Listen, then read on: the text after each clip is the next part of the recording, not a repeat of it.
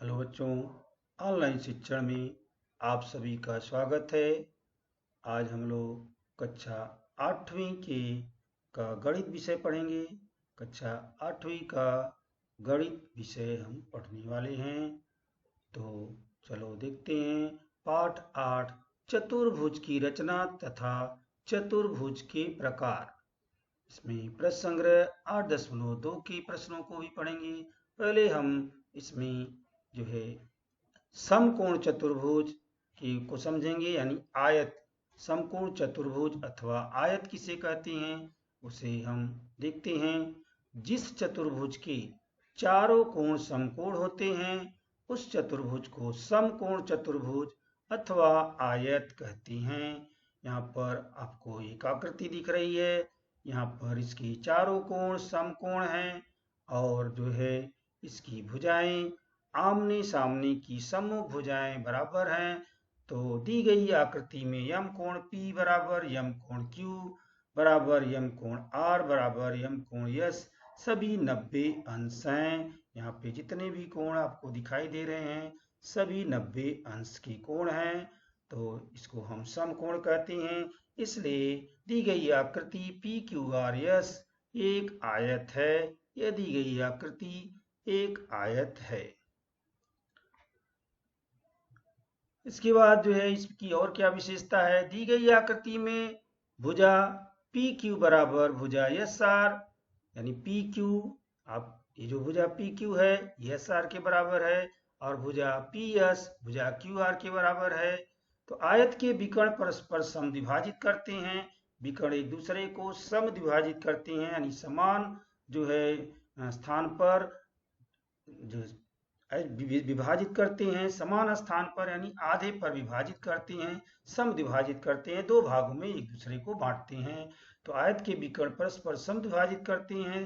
तो दी गई आकृति में PR यानी ये रेखा जो है भुजा PR यहाँ से लेकर के ये जो PR रेखा है यह दो भागों में बट जाती है। तो यल रेखा PR बराबर QS है, ये दोनों आपस में बराबर हैं। उसी तरह OP बराबर OR, जो है OP और OR ये रेखाएं आपस में बराबर हैं। जो है इसको हम कह सकते हैं 1/2 यल भुजा PR। 1/2 ये जो है यहाँ इसका आधा है, ये POP और OR PR का आधा है। 1/2 PR कह सकते हैं। इसी तरह यल भुजा OQ बराबर OS, O और Q और OS बराबर हैं। तो हम इसको कह सकते हैं कि यल भुजा OQ बराबर OS बराबर 1/QS, यानी इसका आधा है 1/2। तो इस तरह से इसको हम जो है इसकी विशेषता या आयत की विशेषता है या समकोण चतुर्भुज भी कह सकते हैं इसको। तो आगे देखते हैं। वर्ग। वर्ग किसे कहते हैं। जिस चतुर्भुज की सभी भुजाएं सर्वांग सम होती हैं। जिस चतुर्भुज की सभी भुजाएं सर्वांग सम होती हैं तथा सभी कोण समकोण होते हैं उस चतुर्भुज को वर्ग कहते हैं। यानी सभी भुजाएं जो यहाँ पर आप चित्र देख रहे हैं ABCD एक वर्ग दिया गया है। इसकी चारों भुजाएं ये चारों भुजाएं आपस में बराबर हैं, सर्वांग सम है यानी बराबर हैं और चारों कोण समकोण हैं। पहला दूसरा यानी ABCD चारों कोण समकोण हैं। ये समकोण के द्वारा दर्शाया गया है। चारों भुजाएं आपस में बराबर है, ये भी दर्शाया गया है। तो जिस चतुर्भुज की सभी भुजाएं सर्वांग सम होती हैं यानी बराबर होती हैं तथा सभी कोण समकोण होते हैं उस चतुर्भुज को वर्ग कहते हैं। ये वर्ग की विशेषता है। इसके आधार पर हम कहेंगे दी गई आकृति में भुजा AB बराबर भुजा BC बराबर भुजा CD बराबर AD, यानी चारों भुजाएं आपस में बराबर है। और यम कोण A, यम कोण B, यम कोण C, यम कोण D सभी 90 अंश हैं अर्थात समकोण हैं। इसलिए चतुर्भुज ABCD एक वर्ग है। वर्ग के और क्या गुणधर्म है। पहला, वर्ग के विकर्ण परस्पर सर्वांग सम होते हैं। ये विकर्ण जो है सर्वांग सम होते हैं, वर्ग विकर्ण भी बराबर होते हैं। जैसा कि आकृति में यल भुजा AC बराबर यल भुजा BD है, यानी AC ये विकर्ण है और BD दूसरा विकर्ण है, दोनों आपस में बराबर हैं। उसी तरह दूसरी विशेषता है वर्ग के विकर्ण परस्पर समद्विभाजित करते हैं। आकृति में आप देख सकते हैं समद्विभाजित यानी समान जो है स्थान पर दोनों को एक दूसरे को आधे से विभाजित करते हैं, सम विभाजित करते हैं, यानी आधे पर विभाजित करते हैं। तो आकृति में यल भुजा ए एम बराबर सी एम, यल आकृति में ए एम भुजा सी एम के बराबर है, यानी ए एम और सी एम ये दोनों भुजाएं या एम ये कह सकते हैं, ए एम और सी एम दोनों आपस में बराबर हैं और ये ए सी के आधे हैं, इसलिए हम इसको कहेंगे जो है ए भुजा ए एम बराबर भुजा सी एम बराबर 1/2 ए सी। उसी तरह से बी एम बराबर डी एम बराबर 1/2 बी डी, यानी ये बी एम और डी एम आपस में बराबर हैं, ये जो है बी डी के आधे हैं, इसलिए इसको कहेंगे बी एम बराबर डी एम बराबर 1/2 बी डी। तो यहाँ पर हम जो है ऐसा भी कहेंगे, इसलिए ए सी बराबर बी डी, इसलिए ए एम बराबर सी एम बराबर बी एम बराबर डी एम। जो है इस ये रेखाएं जो है आधे पर हैं तो इसके बराबर ये भी हो सकता है, ऐसा भी ध्यान में रखना है। विकर्ण वर्ग के विकर्ण वर्ग के सम्मुख कोणों को समद्विभाजित करते हैं, ये जो विकर्ण है वर्ग के जो सम्मुख कोण हैं उनको भी वे समद्विभाजित करते हैं। यहाँ पे आधे पर आपको बटा हुआ दिखाई देगा, यानी समद्विभाजित करते हैं, आधे पर विभाजित करते हैं, दोनों भाग बराबर होता है, इधर का भी इधर का, यानी ये 90 अंश का कोण है तो ये जो है आधे पर से विभाजित कर रहे हैं तो ये कोण 45 अंश और ये कोण 45 अंश हो जाएगा।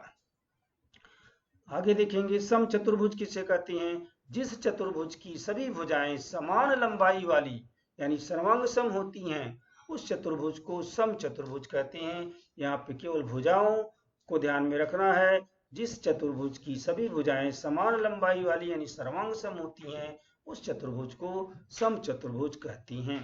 यहाँ पे एक आकृति दी गई है, यहाँ पे इसकी भुजाएं जो है समान हैं, यानी समान दिखाई गई हैं कि आपस में भुजाएं समान हैं। तो दी गई आकृति में भुजा ए बी, भुजा बी सी, भुजा सी डी, भुजा ए डी, ये चारों भुजाएं आपस में बराबर हैं। ये डबल लाइन से ये बताया गया है कि जो है ये भुजाएं आपस में बराबर हैं, इसलिए चतुर्भुज ए बी सी डी एक सम चतुर्भुज है, लेकिन इनके कोण जो होंगे वो सभी सम कोण होंगे ऐसा नहीं कहा गया है, यानी इनके कोण सभी समकोण नहीं होंगे, केवल भुजाएं आपस में बराबर होंगी तो उसे हम केवल सम चतुर्भुज कहेंगे, न उन्हें आयत कहेंगे न उन्हें हम वर्ग कहेंगे।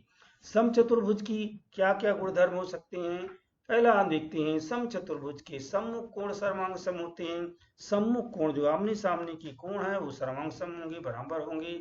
दूसरा है सम चतुर्भुज के विकर्ण परस्पर समद्विभाजित करते हैं, यहाँ पे जो विकर्ण आपको दिख रहे हैं ए सी और बी डी एक दूसरे को समद्विभाजित करते हैं, यानी आधे से विभाजित करते हैं, समान भाग पर विभाजित करते हैं। तो आकृति में बिंदु यम पर रेखा ए सी लंब है रेखा बी डी, जो है यहाँ पर जो आकृति देख रहे हैं बिंदु यम जो यहाँ पे दिखाया गया है, रेखा यानी रेख ए सी जो है वह क्या है, वह जो है बी डी यानी बी डी पर वो लंब है, रेख ए सी रेख बी डी पर लंब है, इसलिए हम कहेंगे कोण ए एम बी। कोण यहाँ पर ए एम बी, यहाँ पे एक कोण बन रहा है, चार कोण बन रहे हैं लेकिन एक कोण को देखेंगे, ये जो कोण बन रहा है यह जो है 90 अंश का है ऐसा हम कहेंगे। अगला है तीसरा सम चतुर्भुज के विकर्ण परस्पर समद्विभाजित करते हैं, जैसा अभी पढ़ा गया सम चतुर्भुज के विकर्ण परस्पर समद्विभाजित करते हैं, इसलिए आकृति में ए एम बराबर सी एम, यहाँ पर ए एम बराबर सी एम भी है और यह 1/2 ए सी, यानी ए सी का ये आधा है, पूरे का आधा है। उसी तरह से बी एम बराबर डी एम, ये बी एम और डी एम भी बराबर है, इसलिए इसको कहेंगे 1/2 बी डी, ये पूरे का 1/2 भाग है, आधा है। और अगला है चौथा सम चतुर्भुज के विकर्ण सम्मुख कोणों को समद्विभाजित करते हैं, यानी सम चतुर्भुज के विकर्ण सम्मुख कोणों को समद्विभाजित करते हैं, ये कोण जो हैं सम्मुख कोणों को भी दो भागों में समद्विभाजित करते हैं, बराबर भागों में बांटते हैं, इसलिए यम कोण ए बी डी बराबर यम कोण सी बी डी, इसलिए यम कोण A B D A B, यहाँ पर ए बी डी एक कोण बन रहा है और इसी कोण का दूसरा भाग जो है यहाँ पर देखेंगे तो यम कोण ए बी डी बराबर यम कोण C B D. C B D यानी सी बी डी, ये कोण यहाँ पर इस तरह से दिखा रहे हैं ए बी डी, ये कोण बन गया यानी इधर वाला भाग, और इधर वाला भाग यानी सी बी डी, यानी ये दो जो सम्मुख कोण है ये बराबर हैं, समद्विभाजित करते हैं यानी बराबर भागों में बांटते हैं, इसलिए ऐसा कहेंगे। इसलिए यम कोण ए बी डी बराबर यम कोण सी बी डी। उसी तरह से यम कोण ए डी बी बराबर यम कोण C D B D. A D B बराबर ये जो सामने का कोण है ए डी बी बराबर जो है यहाँ पर सी डी ए, इस तरह से दोनों बराबर हैं। इसी प्रकार से विकर्ण ए सी तथा कोण बी ए डी तथा कोण बी सी डी को समद्विभाजित करता है। इसी तरह यम कोण बी ए सी बराबर यम कोण डी ए सी और यम कोण बी सी ए बराबर यम कोण डी सी ए, सब बराबर हैं। यानी जो भी यहाँ पे कोण देख रहे हैं दो तरह से नाम इनका पढ़ा गया है। ये इधर का कोण है इसका अलग नाम होगा, इसका अलग नाम होगा। इसी तरह यहाँ पे जो 4 कोण थे अब वो 8 कोण बन गए और ये दोनों कोण आपस में जो है बराबर हैं। सभी जो यहाँ पे कोण दिख रहे हैं ये जो है आपस में बराबर हैं। अब जो है प्रश्न संग्रह 8.2 के प्रश्नों को देखेंगे। आपको क्या करना है, पहला प्रश्न है भुजा ए बी बराबर 6 सेंटीमीटर तथा भुजा बी सी बराबर 4.5 सेंटीमीटर हो, ऐसे आयत ए बी सी डी की रचना करो। यहाँ पर आपको दिया गया है, प्रश्न में भुजाएं दी गई हैं। पहली भुजा ए बी 6 सेंटीमीटर, दूसरी भुजा बी सी 4.5 सेंटीमीटर है और हमें ए बी सी डी आयत की रचना करना है। तो आयत की एक कच्ची आकृति बना लेंगे। यहाँ पे आप देख रहे हैं आपके सामने कच्ची आकृति है ए बी सी डी। आयत की दो सम्मुख भुजाएं जो है समान होती हैं, इसलिए दो भुजाएं दी गई हैं, यानी हमें इन भुजाओं से मालूम हो गया कि चारों भुजाएं कितनी हैं। और आयत की विशेषता है कि उसके चारों कोण समकोण होते हैं, इसलिए यहाँ पे कच्ची आकृति में दर्शाया गया है ये जो है चारों कोण समकोण है। तो हम कच्ची आकृति बना लेंगे, जो माप मालूम है लिख दिया। ये रेखा 6 सेंटीमीटर है ए बी और सी डी 4.5 सेंटीमीटर लिख दिया। इसी को ध्यान में रखते हुए हम अपना जो अभिष्ट आयत है उसको बनाना है। पहले आधार रेखा ए बी बराबर खींच लेंगे 6 सेंटीमीटर। 6 सेंटीमीटर पर पट्टी से रख करके सीधे हम एक रेखा खींच लेंगे और यहाँ पर दोनों यानी ए और बी दोनों स्थानों पर 90 अंश का कोण यानी समकोण बनाते हुए जो है हम रेखा खींचेंगे। अपने कोण मापक की सहायता से यहाँ पर 90 अंश का कोण बना लेंगे ए पर और बी पर, दोनों पर इस तरह से जो है समकोण यानी 90 अंश का कोण बना करके ये रेखाएं खींच देंगे। इसके बाद जो है प्रकार में ये मालूम है कि ये रेखाएं 4.5 सेंटीमीटर हैं। यहाँ पे देख रहे हैं चित्र में, प्रकार में 4.5 सेंटीमीटर दूरी बनेंगे, यानी पेंसिल लगा करके फुलपट्टी पर हम प्रकार की नोक 0 पे रखेंगे और उसे पेंसिल को 4.5 तक खोलेंगे। खोलने के बाद प्रकार की नोक ए पर भी रख सकते हैं, बी पर भी रखते हैं, दोनों जगह पे रखेंगे। रख करके यहाँ पे ऐसा चाप लगाएंगे, दोनों जगह समान दूरी है, 2 चाप मिल जाएगा और वो जो है हमें यहाँ पे देख रहे हैं सी और डी बिंदु हो जाएगा। या हम यहाँ पे फुलपट्टी का भी उपयोग कर सकते हैं। फुलपट्टी से हम 4.5 सेंटीमीटर इसमें माप करके निशान लगा सकते हैं। तो इस तरह से हमें डी और सी बिंदु प्राप्त हो जाएंगे। डी और सी को एक रेखा द्वारा मिला देंगे, फुलपट्टी से इसको आपस में मिला देंगे। तो इस तरह से हमें जो है ये आयत बना हुआ दिखाई देगा ए बी सी डी। ये जो हमारा अभिष्ट आयत बन गया। अगला है इसमें दूसरा जो है भुजा 5.2 सेंटीमीटर वाले वर्ग की रचना करना है। उसका नाम है WXYZ। WXYZ वर्ग की रचना करना है। यहाँ पे भुजा यानी वर्ग की चारों भुजाएं बराबर होती हैं, ये अभी आपने पढ़ा। तो उसके अनुसार एक हम यहाँ पे कच्ची आकृति बना लेंगे। कच्ची आकृति में हम जो सभी भुजाओं को 5.2 सेंटीमीटर दर्शाएंगे। वर्ग की विशेषता ये भी है कि सभी कोण समकोण होते हैं, अभी पढ़ा विशेषता में, तीनों समकोण से दर्शाएंगे। अब कच्ची आकृति आपके सामने है, जैसे आपने आयत बनाया उसी तरह वर्ग भी बनेगा। पहले हम आधार रेखा XY खींच लेंगे 5.2 सेंटीमीटर की। आधार रेखा फुलपट्टी से खींच लेंगे। और यहाँ पर भी हम 90 अंश का कोण बनाते हुए दो रेखाएं यहाँ पर खींच लेंगे, यानी x और y पे 90 अंश का कोण बना देंगे। कोण बनाते हुए पहले हम ऊपर की तरफ जैसा रेखा जाएगा खींच लेंगे। खींचने के बाद फुलपट्टी से हम 5.2 सेंटीमीटर इसमें माप का निशान लगा सकते हैं, या कोण मापक में या प्रकार में हम जो है 5.2 सेंटीमीटर दूरी भर के ऐसा चाप लगा सकते हैं। तो फुलपट्टी से भी कर सकते हैं और जो है आप गोला प्रकार से यानी जो है उससे भी कर सकते हैं, दोनों तरह से कर सकते हैं। तो यहाँ पे आपको ये W और ये Z दोनों बिंदु प्राप्त हो जाएंगे। और जब ये दोनों बिंदु प्राप्त हो जाएंगे तो फुलपट्टी रख करके इन्हें सीधा मिला देंगे और इस तरह से हमारा ये वर्ग बन जाएगा। सभी भुजाओं का माप 5.2 सेंटीमीटर इस तरह से लिख देंगे। तीसरा सवाल है, भुजा 4 सेंटीमीटर तथा यम कोण के 75 अंशों ऐसे सम चतुर्भुज KLMN की रचना करो। यहाँ पे सम चतुर्भुज बनाना है। यहाँ पे भुजा दी गई है 4 सेंटीमीटर, एक कोण दिया गया है 75 अंश।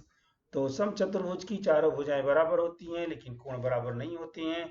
तो हम एक कच्ची आकृति बना लेंगे। यहाँ पे आपको KLM दिख रहा है जो है सम चतुर्भुज। इसकी सब भुजाएं समान होती हैं तो सभी भुजाएं हमें 4 सेंटीमीटर दिखाना है। एक कोण दिया गया है 75 अंश, तो उस कोण को हम यहाँ पे 75 अंश लिख देंगे और इसके आधार पर हम इसे सम चतुर्भुज की रचना करेंगे। अब आप कच्ची आकृति देख रहे हैं, पहले हम ये आधार बना लेंगे, यानी KL 4 सेंटीमीटर एक रेखा खींच लेंगे। अब यहाँ पे K 75 अंश आपको दिया गया है कोण का माप। एक कोण बना लेंगे 75 अंश का। 75 अंश का चांदी की सहायता से यानी कोण मापक की सहायता से 75 अंश का कोण बना लेंगे। कोण बनाना आप जानते हैं, कोण बना लेंगे। यहाँ पर चांदी का बीच का भाग यहाँ रख करके नीचे का जो लाइन होता है लाइन पे रख लेंगे, 0 से गिनेंगे जहां तक 75 आएगा वहां पर निशान मार लेंगे। चांदा हटा के फुलपट्टी रख करके ऐसा उस बिंदु को मिलाते हुए बड़ी सी रेखा खींच देंगे। बड़ी सी रेखा खींचने के बाद आपको जो है ये रेखा इस तरह से दिखाई देगा। आपको पता है कि सभी रेखाएं यहाँ पर 4 सेंटीमीटर है, यानी सम चतुर्भुज है तो इसमें सभी जो है भुजा 4 सेंटीमीटर है। तो प्रकार में हम 4 सेंटीमीटर दूरी भर लेंगे और इसको जो है 4 सेंटीमीटर बराबर से दूरी भर करके प्रकार की नोक यहाँ पे कील पर रखेंगे। के पे रखने के बाद इस तरह से इस भुजा में से हम चाप लगा देंगे तो हमें यन बिंदु प्राप्त हो जाएगा। ऐसा काटेगा, यन बिंदु प्राप्त हो जाएगा। फिर यहाँ पर हम उसी माप को बदलना नहीं है, यल बिंदु पर रखेंगे। यल बिंदु पर रख करके दूसरा चाप हम सामने की तरफ इस तरह लगा देंगे तो हमें जो है इस तरह से एक चाप लगा हुआ दिखाई देगा। फिर हम ये बिंदु हमें प्राप्त है यन, उसी चाप माप को बदलना नहीं है। प्रकार की नोक जो है यन बिंदु पर ला के रख देंगे। यन बिंदु पर ला करके रख करके जो यहाँ पे चाप लगाए हैं उसकी तरफ जो है हम दूसरा चाप लेकर के लगाएंगे तो देखेंगे कि दोनों चाप एक दूसरे को जो है प्रतिच्छेदित करेंगे, एक दूसरे को काटेंगे। उसका नाम हम यम रख देंगे। अब यम बिंदु को फुलपट्टी की सहायता से यन से भी मिला देंगे और नीचे यल से भी मिला देंगे। इस तरह से हमारा अभीष्ट सम चतुर्भुज बन जाएगा KLMN। तो इस तरह से आपको यह आकृति प्राप्त हो जाएगी। अगला है सवाल, किसी आयत का विकर्ण 26 सेंटीमीटर हो तथा एक भुजा 24 सेंटीमीटर हो तो उस आयत की दूसरी भुजा ज्ञात करो। यहाँ रचना नहीं करना है, यहाँ पे प्रश्न का उत्तर खोजना है। किसी आयत का विकर्ण 26 सेंटीमीटर हो, यहाँ पे आयत की विशेषता आपने पढ़ा है, उसी के आधार पर हमें उत्तर खोजना है। किसी आयत का विकर्ण 26 सेंटीमीटर हो तथा एक भुजा 24 सेंटीमीटर हो तो उस आयत की दूसरी भुजा ज्ञात करो। पहले एक कच्ची आकृति हम बना लेंगे, क्या क्या मालूम है उसे लिख देंगे। तो यहाँ पे आयत हमें दिया गया है, एक अपने मन से जो है उसका नाम भी रख कर देंगे। मान लीजिए उस आयत का नाम ABCD है और उसमें विकर्ण का माप 26 सेंटीमीटर दिया गया है, दिखा देंगे। और एक भुजा का माप 24 सेंटीमीटर दिया है, एक भुजा का माप 24 सेंटीमीटर लिख देंगे। दूसरे भुजा की माप हमें मालूम करना है। तो चतुर्भुज की विशेषता क्या है, मैंने मान लिया कि ये चतुर्भुज हमारा ABCD दिया गया आयत है। चतुर्भुज यानी जो हमने बनाया वो आयत है। दूसरी भुजा ज्ञात करना है। यहाँ पे भुजा BC 24 सेंटीमीटर और AC 26 सेंटीमीटर है और समकोण त्रिभुज ABC। अब यहाँ पे देखेंगे कि ये जो है विकर्ण हमें दो भागों में बांटते हुए इस आयत को दिखाई दे रहा है। यहाँ पर एक त्रिभुज दिख रहा है, यहाँ पर एक त्रिभुज दिख रहा है। तो हम इसी एक त्रिभुज के माध्यम से इसका माप दिया है, इसका माप दिया है, इसका माप निकाल सकते हैं। आप यहाँ पर पाइथागोरस प्रमेय का उपयोग करके इस त्रिभुज में दो भुजाएं दी गई हैं तो तीसरी मालूम कर सकते हैं पाइथागोरस प्रमेय के अनुसार, तो उसी का उपयोग करेंगे। यहाँ पर एक समकोणीय त्रिभुज बन रहा है, यहाँ पे समकोण है, यानी समकोण में क्या होता है जो है विकर्ण का माप बराबर विकर्ण का वर्ग बराबर जो है आधार का वर्ग धन ऊंचाई का वर्ग, या इसको कहेंगे यहाँ पे देखेंगे AC का वर्ग बराबर AB का वर्ग, यानी AB का वर्ग धन BC का वर्ग। तो यहाँ पर इसका उपयोग करेंगे। भुजा AC का वर्ग बराबर L भुजा AB का वर्ग धन BC का वर्ग, ये पाइथागोरस प्रमेय का सूत्र हो गया। अब जो जानकारी है उसे लिख देंगे। AC मालूम है तो इसे AC का वर्ग लिख देंगे। 26 का वर्ग बराबर AB का वर्ग हमें नहीं मालूम है, AB का वर्ग धन 24 का वर्ग, यानी BC का वर्ग मालूम है हमें, ये वाला रेखा BC मालूम है तो BC का वर्ग लिख देंगे 24 का वर्ग। ये हमें दो जानकारी ये लिख दिया।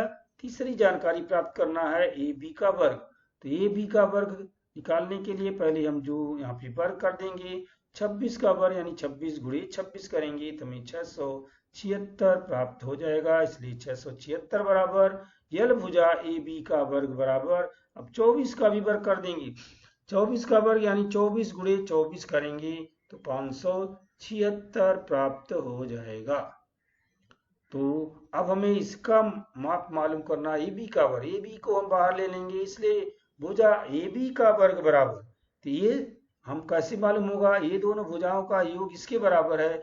तो अगर इसमें से एक दिया गया है एक नहीं दिया गया है, जो दिया गया है उसको इसमें से घटा देंगे, ये मालूम हो जाएगा। इसलिए हम लिखेंगे, इसलिए AB का वर्ग बराबर 576, जो 576 था वो इधर ले लिया, 576 में से हमें जो है 676 में से ये 576 घटाना है, ये 676 हम यहाँ ले लेंगे और ये जो लिखा हुआ है 576 धन वो घट जाएगा, हम इसको घटाना है, यानी इसमें से दो रेखाएं जो इसमें हैं ये जोड़ के इसके बराबर है, तो इसमें से एक मालूम करना होगा तो इसमें से एक को घटा देंगे।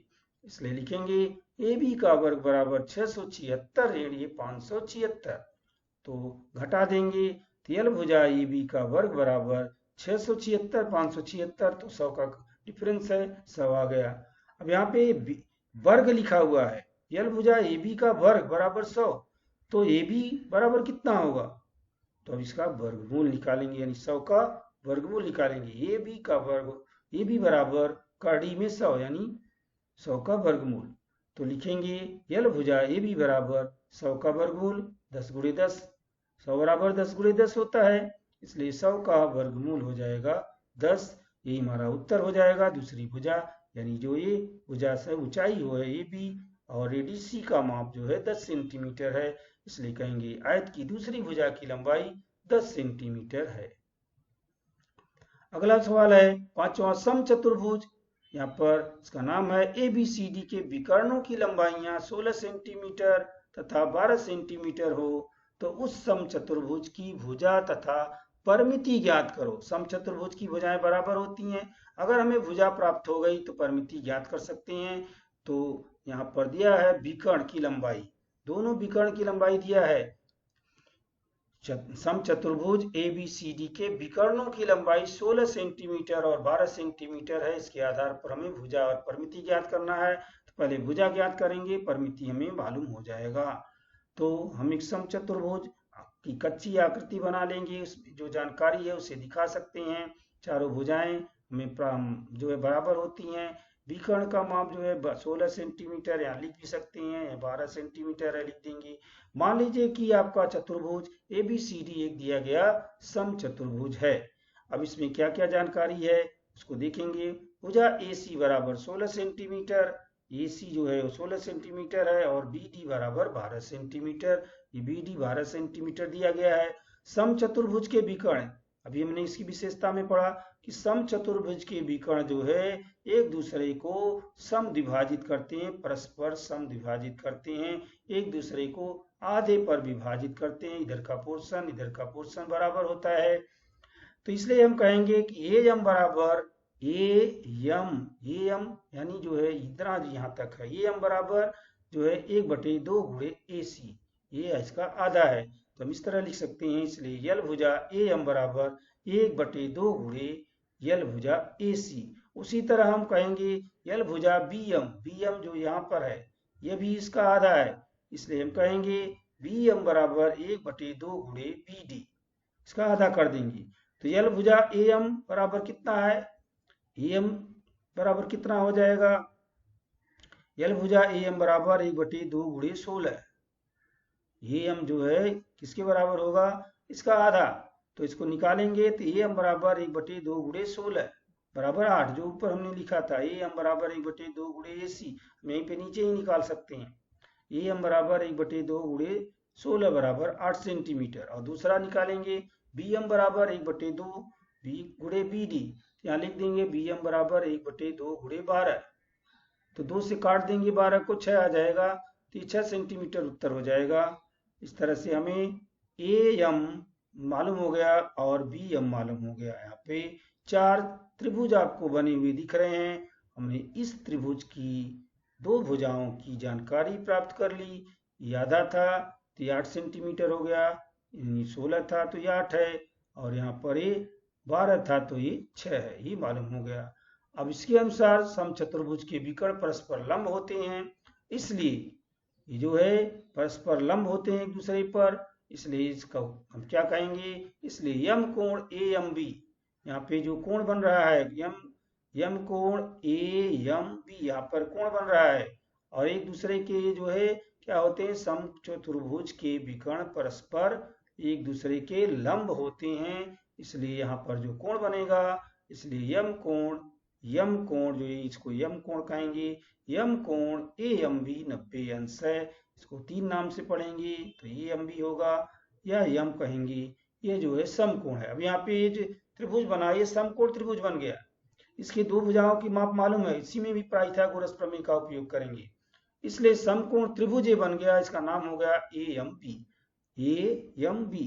इसी एक त्रिभुज का माप जो है 2 भुजाओं का माप मालूम हो गया, एक कोण का माप मालूम हो गया, इसके आधार पर हम ये सामने की भुजा प्राप्त करेंगे।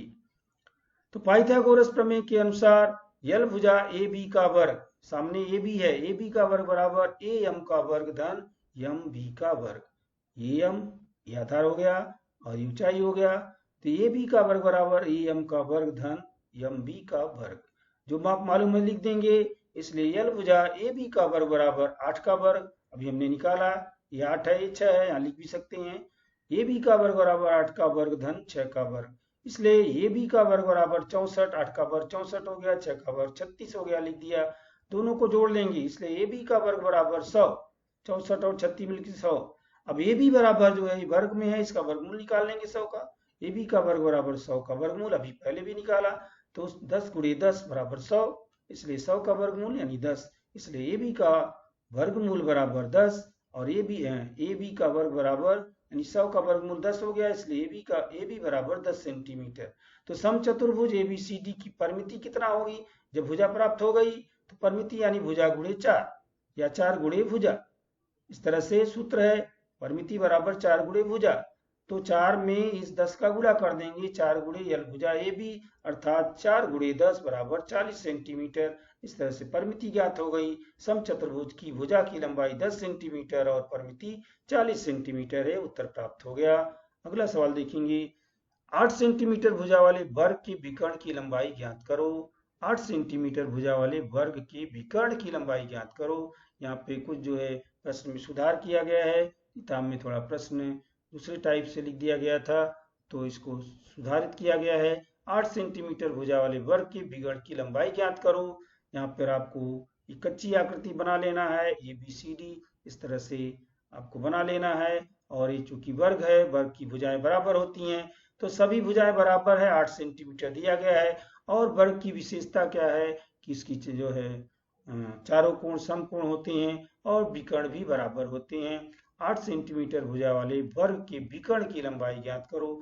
विकर्ण बराबर होते हैं लेकिन विकर्ण की लंबाई कितना है वो ज्ञात करना है। यहाँ पर एक विकर्ण हम खींच देंगे। AC आप विकर्ण खींचा हुआ दिख रहा है, तो यहाँ पे देखेंगे आपको दो त्रिभुज बना हुआ दिखाई दे रहा है। मान लीजिए कि चतुर्भुज ABCD एक दिया गया वर्ग है, इसका हमने नामकरण कर लिया है और यही आपको मान लेना है कि ये दिया गया चतुर्भुज ABCD एक वर्ग है। अब इसमें जो है जो विशेषताएं दी गई हैं, यल भुजा AB बराबर BC बराबर CD बराबर AD, सब भुजाएं बराबर है, सबको लिख सकते हैं। बराबर 8 सेंटीमीटर है वर्ग की भुजाएं। अब यहाँ पे सभी कोण समकोण है, तो समकोण त्रिभुज ABC में यहाँ पे समकोण त्रिभुज आपको बनता दिख रहा है। समकोण त्रिभुज ABC में क्या क्या दिया गया है उसके आधार पर हम ये सामने की भुजा ज्ञात करेंगे। ये भुजा दोनों मालूम है, सामने की भुजा ज्ञात करेंगे पाइथागोरस प्रमेय का उपयोग करके। पाइथागोरस प्रमेय के अनुसार AC का वर्ग बराबर AB का वर्ग धन BC का वर्ग। इसका जो वर्ग होगा वो इसके BC के वर्ग और AB के वर्ग के जोड़ के बराबर होगा। सूत्र लिख दिया गया, AC का वर्ग बराबर AB का वर्ग धन BC का वर्ग। जो ज्ञात है उसे लिख देंगे, इसलिए AC का वर्ग बराबर 8 का वर्ग धन 8 का वर्ग, ये दोनों 8 8 हैं। AC का वर्ग बराबर 8 का वर्ग धन 8 का वर्ग, इसलिए AC का वर्ग बराबर 64 धन 64, दोनों को जोड़ देंगे 128। इसलिए हम लिखेंगे AC का वर्ग बराबर, चूंकि ये 128 का वर्गमूल नहीं निकाला जा सकता, इसको दो भाग में कर देंगे, तो 2 से भाग देंगे तो 64 आ जाएगा, यानी 64 धन 64 हुआ था। तो इसको हम ऐसा भी कर सकते हैं 64 गुणे 2, 128 बराबर 64 गुणे 2। तो यहाँ पे ये 64 वर्ग में है, इस तरह वर्ग में मान प्राप्त होगा, लेकिन 2 का वर्ग नहीं किया जा सकता, लेकिन हम इसको इस तरह से दिखाएंगे। करड़ी में 64 गुणे 2, तो हमें 8 का वर्गमूल मालूम है, 64 का वर्गमूल मालूम हो जाएगा 8, उसको लिख देंगे 8 और 2 का वर्गमूल नहीं निकाल पाएंगे, इसलिए उसको करड़ी में दिखाएंगे 8 करड़ी में 2। ये जो है विकर्ण की लंबाई प्राप्त हो जाएगी। तो वर्ग के विकर्ण की लंबाई 8 कड़ी में 2 सेंटीमीटर है। यहाँ पर आप इसको कड़ी में ही दिखाकर छोड़ देंगे। अगला सवाल है 7वां, किसी समचतुर्भुज के एक कोण का माप 50 अंश हो तो उसके अन्य कोणों का माप ज्ञात करो। यहाँ पे समचतुर्भुज है, समचतुर्भुज की एक अच्छी आकृति बना लेंगे। मान लीजिए आपका समचतुर्भुज ABCD दिया गया है। मान लीजिए कि समचतुर्भुज ABCD एक दिया गया समचतुर्भुज है। यहाँ पर एक कोण का माप जो है दिया गया है 50 अंश दर्शा देंगे। यम कोण ABC बराबर 50 अंश, यम कोण ABC बराबर 50 अंश है। इसके आधार पर हम इसका जो है अन्य कोणों का माप निकालेंगे। तो समचतुर्भुज की विशेषता को ध्यान में रखते हुए समचतुर्भुज के सम्मुख कोण सर्वांग सम होते हैं। सम्मुख कोण यानी सामने के कोण सर्वांग सम होते हैं। ये 50 अंश है तो ये भी 50 अंश होगा, तो उसको लिखेंगे। इसलिए यम कोण ADC बराबर यम कोण ABC बराबर 50 अंश, दोनों कोणों को दिखा देंगे। भुजा AD ये समांतर है भुजा BC, यहाँ पर AD और BC, AD और BC ये दोनों जो है समांतर भुजाएं हैं। भुजा AD समांतर है भुजा BC और रेखा AB तिर्यक रेखा है। ये भी जो है ये तिर्यक रेखा है और ये दोनों समांतर भुजाएं हैं। ये नियम के आधार पर ये दोनों समांतर भुजाएं हैं, तो ये जो है इसकी तिर्यक रेखा बन जाएगी इस नियम को ध्यान में रखते हुए। इसलिए यम कोण BAD बराबर यम कोण ABC, यम कोण BAD यानी BAD जो है धन यम कोण ABC, ये यम कोण ABC यानी ये वाला कोण और ये वाला कोण BAD कोण और ABC कोण, ये वाला कोण और एक वाला कोण, दोनों मिलाकर के 180 अंश होगा। इसलिए यम कोण BAD धन यम कोण ABC बराबर 180 अंश, ये अंतः कोण हो गए। इस नियम के आधार पर यम कोण BAD नहीं मालूम है, इस धन 50 अंश, एक कोण मालूम है 50 अंश, इसको लिख देंगे और दोनों मिला के 180 अंश होता है। तो अगर आप 180 अंश में से 50 अंश घटा देंगे तो इसका माप मालूम हो जाएगा। इसलिए लिखेंगे यम कोण BAD बराबर 180 ऋण 50, अर्थात यम कोण BAD बराबर 130 अंश। तो ये कोण मालूम हो गया हमें 130 अंश और ये सम्मुख कोण 50 अंश है, इसका ये सम्मुख कोण भी 130 अंश होगा। तो समचतुर्भुज के सम्मुख कोण सर्वांग सम होते हैं, इसलिए यम कोण BCD बराबर यम कोण BAD बराबर 130 अंश। ये कोण हमें 130 मालूम हो गया, तो इसके सम्मुख कोण जो C है वो भी 130 अंश है। तो इसको लिखेंगे समचतुर्भुज के सम्मुख कोण सर्वांग सम होते हैं, इसलिए यम कोण BCD बराबर यम कोण BAD अर्थात 130 अंश। तो इस तरह से हमें उत्तर प्राप्त हो जाएगा। ये 50 अंश, ये 50 अंश, 130 अंश, 130 अंश, सभी जो है कोणों का माप मालूम हो गया। तो समचतुर्भुज के अन्य कोणों के माप 50 अंश, 130 अंश और 130 अंश दिया गया है। 3 उत्तर बताना है। तो यहाँ पर एक कोण का माप भी 50 अंश हो गया, सम्मुख कोण है। दूसरा कोण का माप निकाल लिया, 130 अंश है, उसका सम्मुख कोण जो है वो भी 130 अंश है। इस तरह से उत्तर हम बता देंगे। समचतुर्भुज के अन्य कोणों का माप 50 अंश, 130 अंश और 130 अंश है। इस तरह से आपका प्रश्न संग्रह 8.2 के जो 7 सवाल हैं आप इसको हल कर सकते हैं और आकृति बना सकते हैं, और इस वीडियो का उपयोग करके आप अपनी स्वाध्याय को आसानी से समझ सकते हैं और कर सकते हैं। आज का सेशन यहीं पे समाप्त करते हैं।